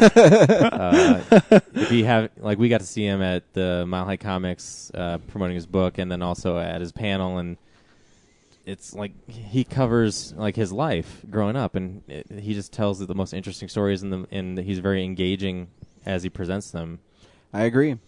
And it's funny because I feel like he's somebody that I'd heard his name before this all happened, but I don't think that anybody really appreciates exactly what he's done. Yeah. I mean, it really is something special, and we wouldn't be talking about all the stuff that we enjoy every year, and there wouldn't be a Marvel Phase 2 or Marvel Phase 1 if not for the fact that he pulled that off. Thank And I you, learned Michael so much Uslan. about the history of comics listening to him in just a few short days. Yeah. And seriously, Yep. go check out his book. Go Yeah, buy it's it. really it's a fun read. It's Yeah. really... It is. It's really good, and it's really a lot like his stories where they're really breezy but have lots of information in it, and it's really easy to read. Yeah, He's a great storyteller. He lived through some fascinating history. And he's So- gotten some incredible opportunities. You know what the cool thing about him too is if you give him a little question and he gives you a great answer, and he always has fun things. I love the cricket one because he has a little zinger in it. So it's a little personal one, yeah. Yeah. So thank you, Mr. Uslan. We really appreciate it. It'd be cool if he came back next year. I'd love to talk to him longer. Yeah, Oh, yeah. absolutely. So he should. Well, his son was there too, and Mhm. he invited us to Have send- drinks with him. Yeah, Yeah. send him email sometime and check out his company that he runs converts print media into digital. Yeah. So it's graphically.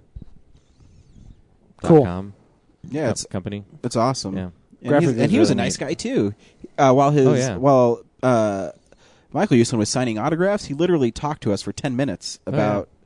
He's like, "Hey, what do you His guys company, do?" like, Yeah, he said, yeah, "Oh yeah. I come to Boulder. My company's based out of Boulder. We should go get drinks." It was crazy. Yeah. Crazy nice guys. And his introduction to his father at his panel was really touching. Yeah. really touching. And I'm getting older. I cry at everything. I almost cried. He's also a good, Well, and it was Public Father's Day speaker as well. weekend, so it was kind of neat. Yeah. Yeah.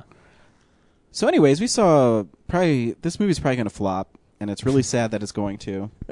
Actually, I think it totally deserves to flop as a piece of shit. Wow. Well, I don't believe you for a second. So we saw The Dark Knight Rises. Now, I'm not going to say, "Hey, Brad, should people go see Dark Knight Rises? Hey, James, should people go see Dark Knight Rises?" People need to see this movie. I mean, Yeah. come on. Is it really How something dare you you No, speak no, for me? the Maybe question I is- didn't like it. The question is, Brad, you love this movie. How much did you love this movie? Okay, I've been struggling with how to, like, this is so epic that I feel like I have to give my answer in a very epic fashion. I will say this. It is very confusing and messy to watch. It is very, What a bat hater. there's Held it's together bloated. with There's string- so with much string. going on. Yeah. It's very epic, but at the same time, I felt like it was very awesome Yeah. to watch, and especially the third act. After, like halfway through, I was like, okay, this is kind of standard, like Batman Begins, and then the third act is very impressive. Yeah. James? I loved this. There are a few little things that a few little places where I see that messiness come through. But while I'm watching it, don't give a shit. It is so much fun to watch. Everything that's happening is awesome. And even though I knew what was going to happen most of the time because I know these stories, I was so excited to get to see it. Everything that I would have wanted.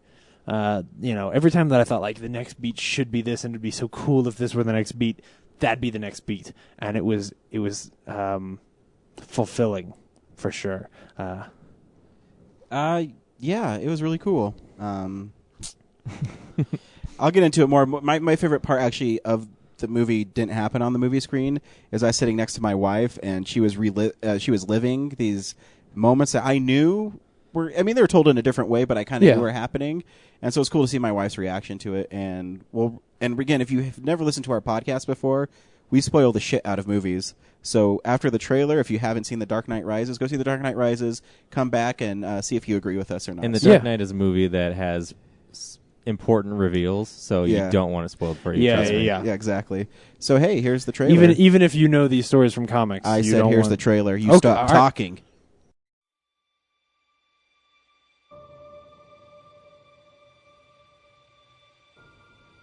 There's a storm coming.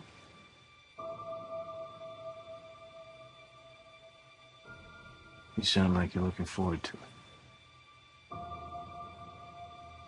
I'm adaptable. What are you? I'm Gotham's reckoning.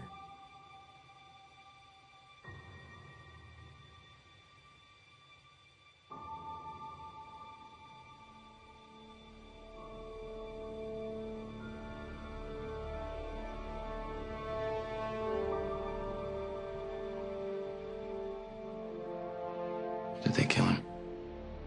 I'm not sure. Why didn't you just kill me? Your punishment must be more severe. Do you think he's coming back? I don't know.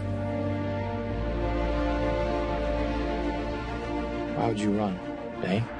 You should be as afraid of him as I am. I won't bury you. I've buried enough members of the Wayne family.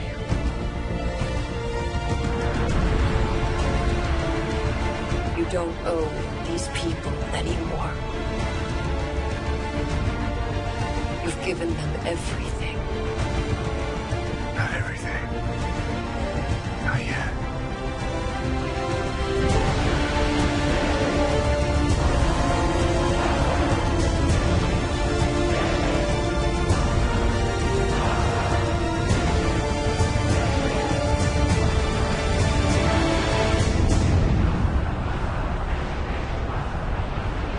My mother warned me about getting into cars with strange men.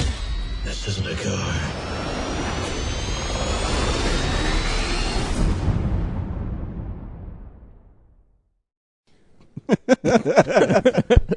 Wow. I was unleashed. Put him in his place. Oh man.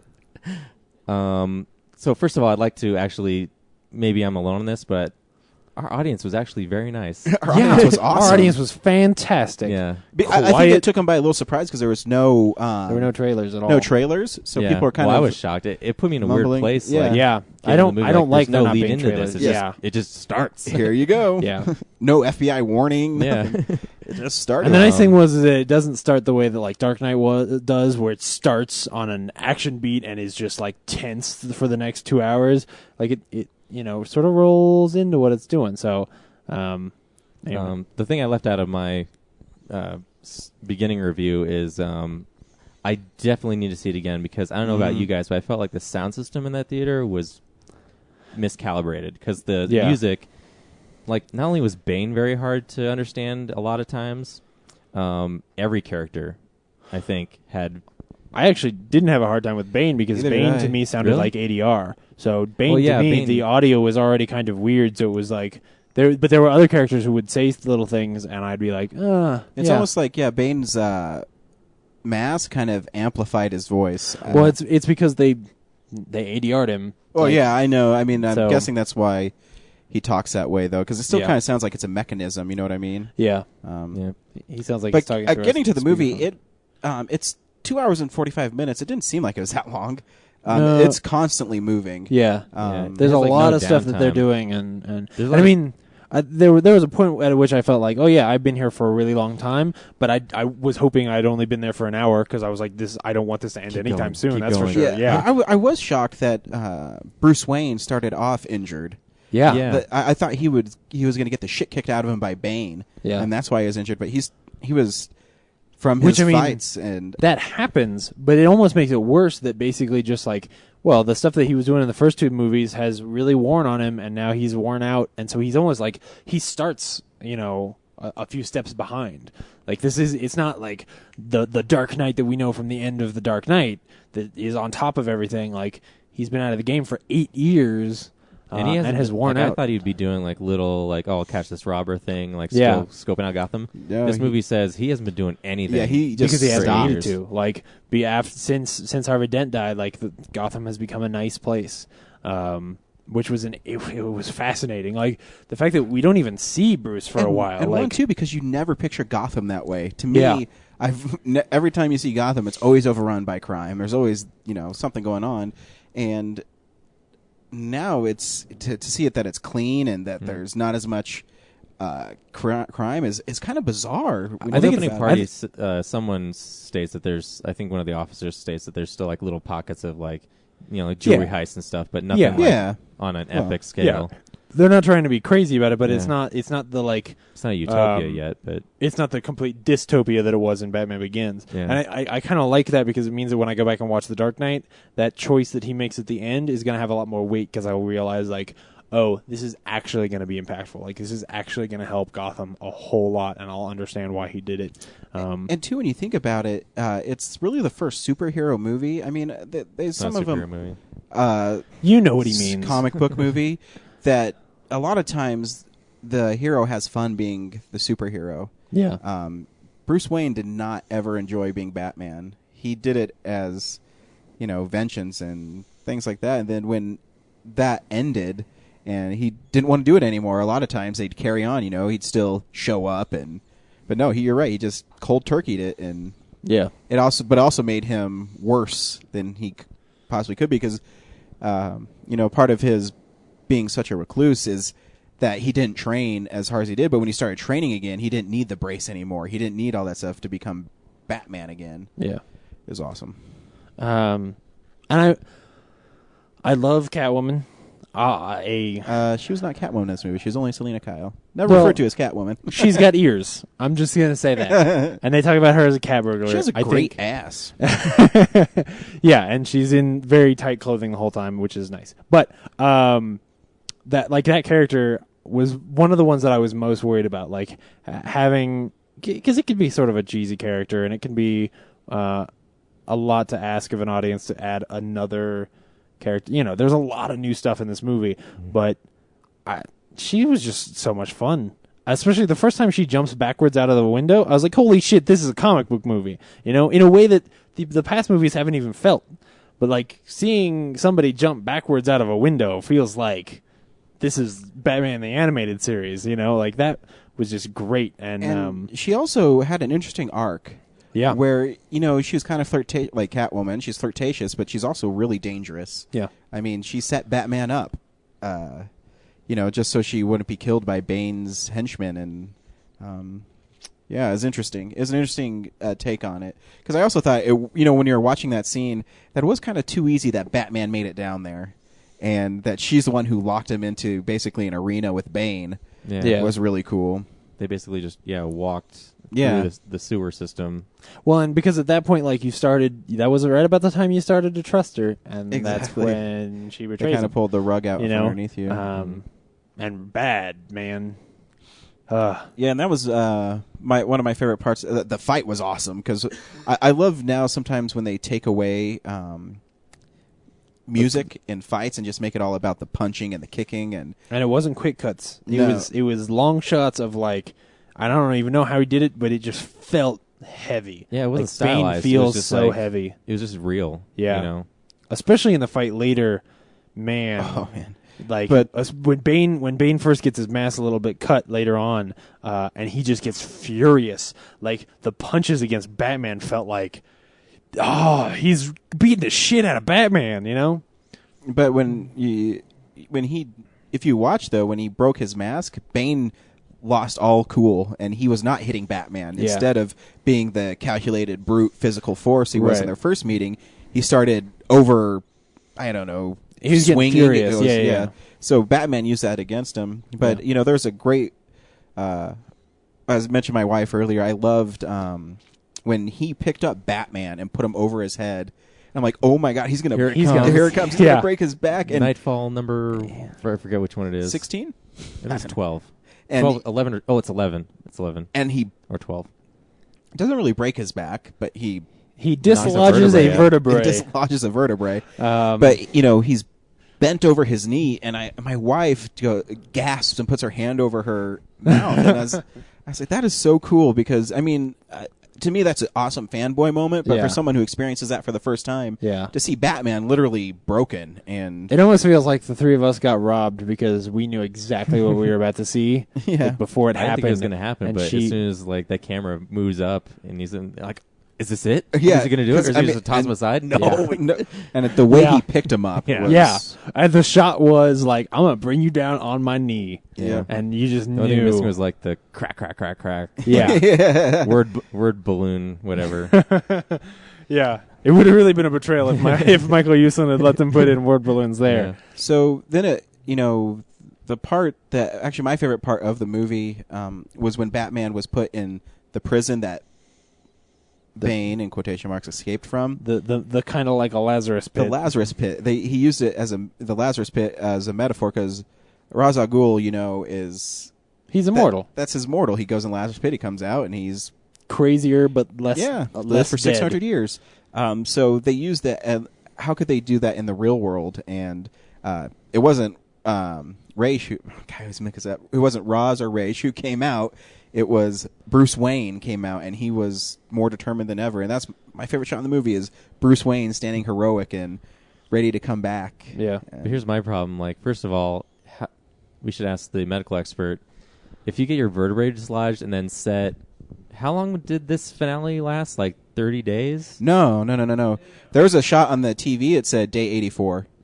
Oh, did it was like 150 days. Because I thought the bomb. Oops. Yeah.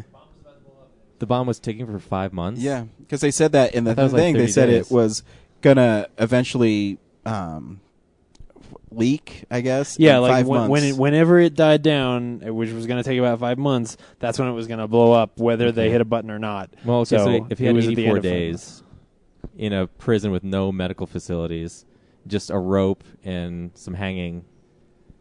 Well, to be honest, like anytime you mess with the spinal cord in that way, because nerve cells do not regenerate themselves and they actually don't grow very well, if you dislodge a vertebrae in that way where it's visible in his back, the chances are you sever the spinal cord. And if you didn't sever the spinal cord, you snap several nerves in those lower extremities. So in real life, he would never regain full use of his legs ever. Wow.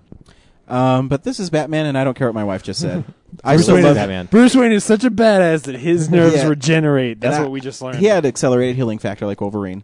And that leads me into my most annoying part of the movie. So he gets out of the Lazarus pit and starts walking towards whatever foreign city. It looks like he's on an entirely different continent. Yeah. And then he shows up like a minute later talking to Catwoman, finds her in the middle of no man's land. Not a minute later because he leaves, and it takes him a couple weeks to get there.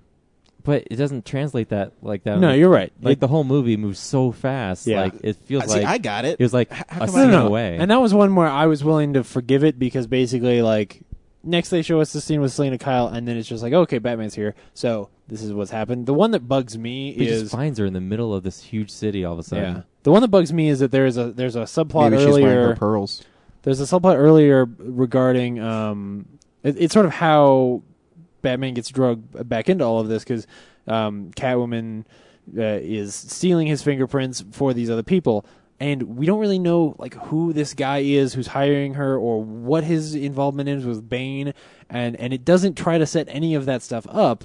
And so it's really confusing when there's a scene where she goes in and steals some stuff from this guy and runs away, and then Bane's henchmen show up, and Batman is just suddenly there to help, and that's the one where I was like, There's that was the one where it really people threw just me off. showing up. Like when Gordon goes to that other police officer's, Matthew Modine's character, his door, suddenly John Blake and Miranda Tate are standing outside. Oh, yeah. Like, I guess they were in the squad car and they rolled up with Gordon. I don't know. Yeah. But pacing it's one of those things where it's like this whole movie, like that's as great as it is. There's just things like that. It's like, okay, this is happening and that's happening, and then they just like the whole romance with Miranda Tate, like that develops in one scene, and it's one of the things I think is actually dealt with least the most poorly, I should say, for something that's because a very important part of the movie. Yeah, like their relationship early on, I was like, this is going to be really interesting. I can't wait to see how, at the end, when it's revealed who she really is, how that's going to come back together and how that's going to affect Bruce. And it doesn't. Like, basically, when she turns, and she is suddenly like a really evil Talia al Ghul, which I think is less interesting than an actual Talia al Ghul.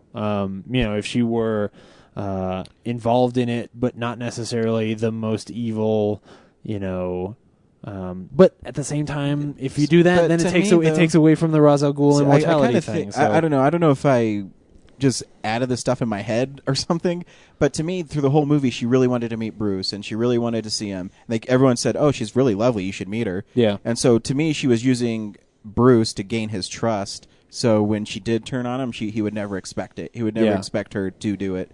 So that's when he's welling on Bane, and he goes in and he threatens to kill him. And he wouldn't expect her to be the one who turns on him. And I can see that, and I think that's probably the right way for them to have gone, considering the fact that they are, even in this movie, really trying to sell this whole, like, he was really in love with Rachel Dawes, and there will never be another woman he can actually love. So if he's not actually in love with Talia al Ghul, like I think Batman should be, then it's probably okay for her to just be a villain. But I thought that by the end it wasn't as interesting as it could have been.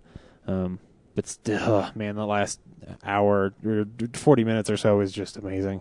Well, she sold it like I was ready to assume that there's no Talia al Ghul in this movie, but yeah, I was like, oh my god, I'm an idiot. Especially when Bane says grab her, she's coming with us. I was like, yeah, because you got to keep your boss real close. I knew. And how great was Cillian Murphy just showing up as a judge? Oh, that was so glad the audience applauded when he showed up because it was so great to see him again. I was actually halfway through thinking this movie's a little kind of off to me because the pacing is so strange, everything's moving so fast. Mm-hmm. I think it's like an omen, because Cillian Murphy's not in the movie, and then all of a sudden he shows up oh, here we go. His costume design was so cool. Yeah, you can choose death or exile, and then you see what happens when they're exiled. And then Jim Gordon says, "I'll choose death." He's like, "Death by exile." They only have one solution. It was so good, man. And that was another thing. Bane is giving this speech about how he's going to give he's going to give Gotham back to the people and all this, and it rolls into a montage of suddenly Gotham is entirely apocalyptic, and there's a room where they've set up this courtroom and all this shit. And it was unlike in The Dark Knight where I felt like they really humanized civilians, in this one, it doesn't do that at all, Like The Dark Knight, you've got that ending where there's the two boats and that choice, where these regular people are going to have to make this heavy choice. I expected a moment like that here where people who were not named characters were going to have to they were going to be in a situation because of this whole bomb threat that was going to really humanize what was going on, and that didn't really happen. It was okay, Gotham is an apocalypse, Batman has to come back and save it, and it was sort of a shame because by the end it was just he has to save these. It was the only way they humanized it was through those kids on the bus.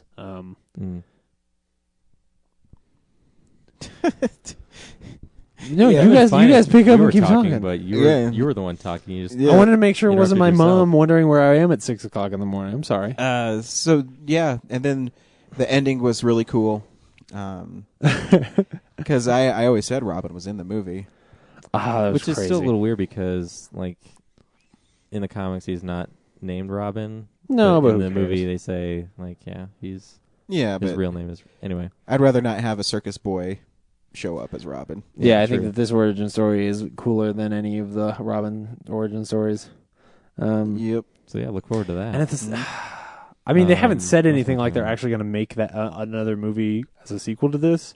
I would love it if they did. Yeah. That was sort of the thing that kills me about it, is that it ends and I'm like, no, this isn't a finale. Like, this is... You got to keep going, because the next story is so cool. It is an end for Batman. Except that Bruce should totally, like, be involved and show up and help him. Yeah. Michael Caine was really good in the movie. I forgot to say that I loved his, some of his... little bit he was. in, I was surprised how little he was in. Yeah. Well, but he gets some real good speeches in He there. does, basically saying, what are you doing, man? You're an idiot. Yeah. And he was. For a little bit. And it kind of bugs me that basically the whole second half of the movie is literally a ticking bomb. I wish they had come up with a cooler, especially But at the same time, there is a moment near the end when they flood that room at the end. There was a moment where I was like, shit, there's nothing to do. They can't win. Like they're like I thought felt like they kill Lucius Fox. I'm like, no. Yeah, I was like, they're gonna kill Lucius Fox. They've really just I thought beat Gordon the was shit gonna out die of in the truck, like when it goes over and kills. What's her name? Talia that's Ghul. the tragedy. Like, it's not Batman dying. It's I Gordon thought so dying. too. Shit. And then nobody dies.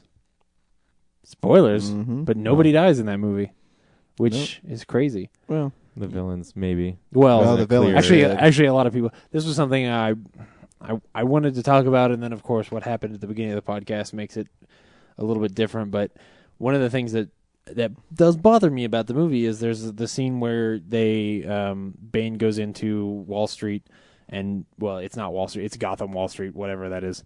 And like first thing that his guys do is just start shooting people in the crowd.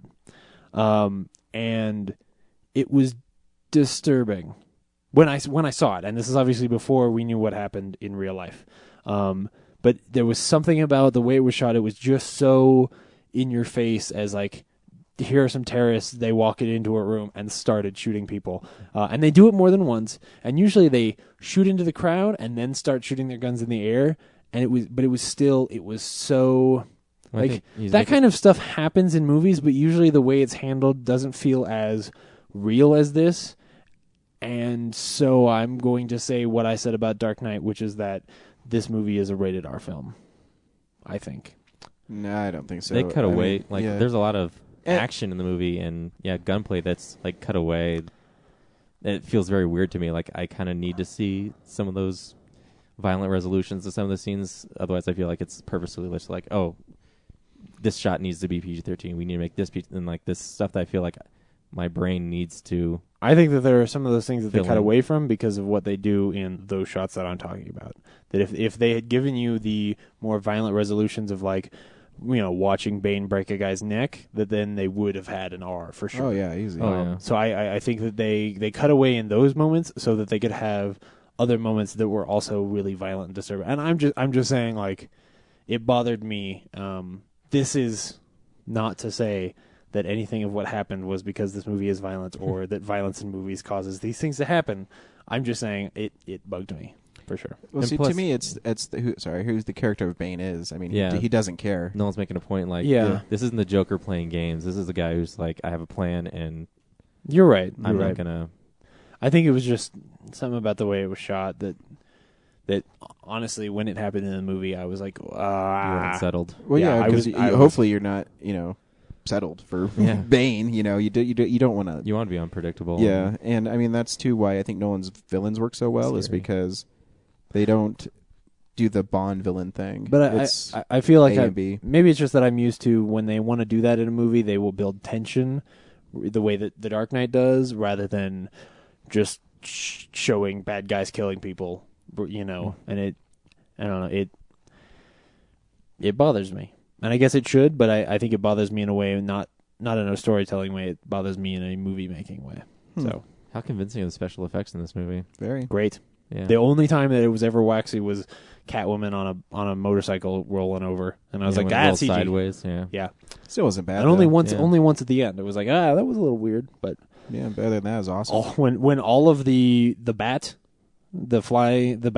plane basically looks that great, who cares? Yep. Yeah. Man. I thought there was an actual bat plane flying around. Yeah. Practically. I never even Very thought convincing. about Yeah. the fact that was going on. And Joseph Gordon-Levitt's character is fantastic through the whole movie. Yeah. Cool to have a cool little sidekick like that. Laura has something she wants to say.